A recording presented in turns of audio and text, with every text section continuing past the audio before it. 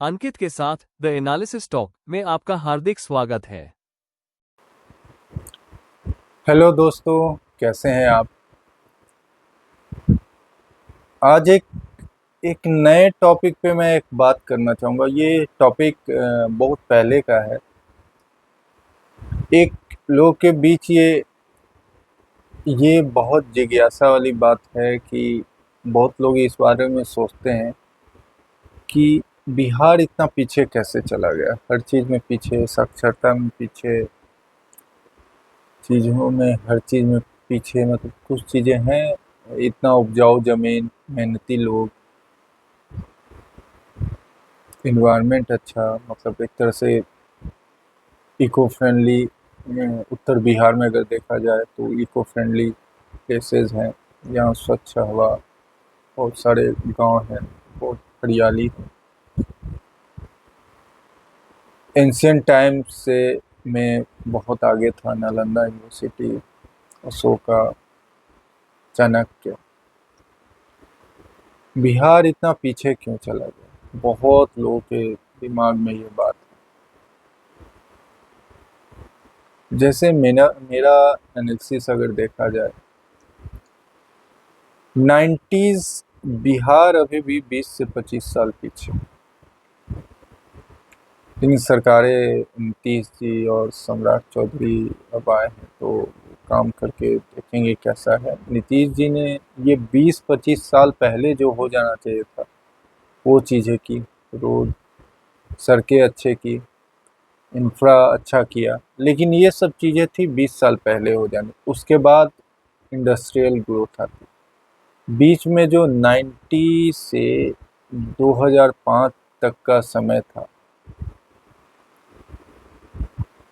लोग कहते हैं जंगल राज। देखिए, जंगल राज से भी मुझे लगता है कि एक वो ग्रोथ माइंडसेट लोगों का खत्म हो गया। दूसरे राज्यों में उस समय ग्रोथ हो रही थी तो एक ग्रोथ माइंडसेट आगे बढ़ा, और उस समय बिहार की स्थिति जो भी है, शूटिंग होती थी और चीज़ें, मतलब जंगल राज से रिलेटेड आप कर लें, लेकिन वो ग्रोथ माइंडसेट खत्म हो गया और लोगों में एक डर बैठ गया। लोग, ग्रोथ क्या होता है, पहले अपने आप को सस्टेन कीजिए, उसके बाद आगे बढ़ने के लिए कोशिश कीजिए, और लोगों का पलायन होने लगा। तो वो ग्रोथ माइंडसेट पहले से, एक तो ग्रोथ माइंडसेट खत्म कर दिया गया, और दूसरा पलायन, तीसरा शिक्षा। उस समय कॉलेज वगैरह कुछ ऐसा अच्छे कॉलेजेस वगैरह थे नहीं। अभी भी कुछ कॉलेजेस हुए हैं, यूनिवर्सिटीज़ हुई हैं, लेकिन उस तरह के, उस वर्ल्ड क्लास स्तर के नहीं। आईआईटी है, आईआईटी पटना है, लेकिन अब लोग, सबसे पहले क्या, ह्यूमन टेंडेंसी ये है कि सबसे पहले वो सरवाइव करना चाहता है। बिहार में ये स्थिति होगी, पहले लोग सरवाइव करना चाहें। सरवाइव कैसे करेंगे, तो राज्य से बाहर जाएंगे, पैसे कमाएंगे, कुछ भी कमाएंगे, 10, 12, 20, 15 हज़ार, सरवाइव करो।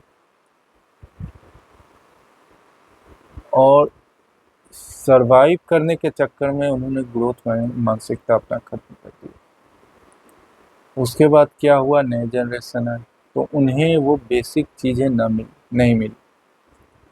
वो बेसिक चीज़ें नहीं मिली, एजुकेशन नहीं मिले, फिर उनके परिवार वाले बोले तुम यहाँ मत रहो, तुम जाओ बिहार से बाहर। और इसकी जो सब, किसी भी चीज़ की एजुकेशन या और ग्रोथ मानसिकता सबसे बड़ी चीज़ होती है। कहीं भी ग्रोथ अगर करना, न एजुकेशन अच्छा मिला, न ग्रोथ मानसिकता बढ़ा, केवल एक सर्वाइवल की, सर्वाइव करना है, हमें सर्वाइव करना है, इसी में रहेंगे। तो सबसे पहले कहीं भी कोई भी चीज़ होता है तो मानसिकता से स्टार्ट होती है चीज़ें। आप जब सोचते हैं कि एक पैदान, दो पैदान, आप आगे बढ़ते हैं, तब तीसरे चौथे पे आप सोचते हैं।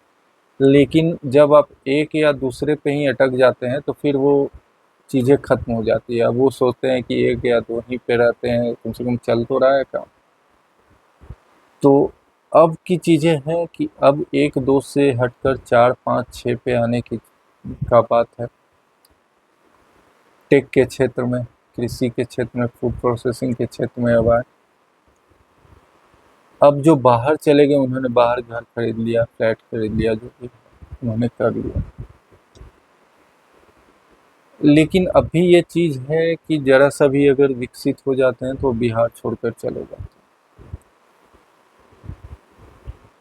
तो अब चाहिए, सरकार को चाहिए कि ऐसा tech college, futuristic tech college, food processing, अच्छा इंफ्रा बनाए जिससे लोग बिहार में आना चाहें, पर्यटन में या टूरिज्म में कर सकते हैं। तो ये सब हो तो ज़्यादा बेटर है, क्योंकि ग्रोथ मानसिकता को आगे बढ़ाइए। सबसे बड़ी चीज़ है ग्रोथ। जब ये ग्रोथ मानसिकता ही खत्म हो जाएगी तो कहीं कोई भी आगे, सबसे पहले चीज़ें स्टार्ट होती है जब आप सोचते हैं। जब आप सोचते हैं तब आप करते हैं। तो यही मैं कहूँगा कि पहले ग्रोथ मानसिकता को आगे बढ़ाने की ज़रूरत है कि आप कुछ कर सकते हैं लाइफ में, कुछ बड़ा करना है, कुछ लाइफ में कुछ अच्छा करना है। तभी बिहार की स्थिति या बिहार आगे बढ़ेगा। थैंक यू दोस्तों, लाइक शेयर सब्सक्राइब ज़रूर कर दें। धन्यवाद।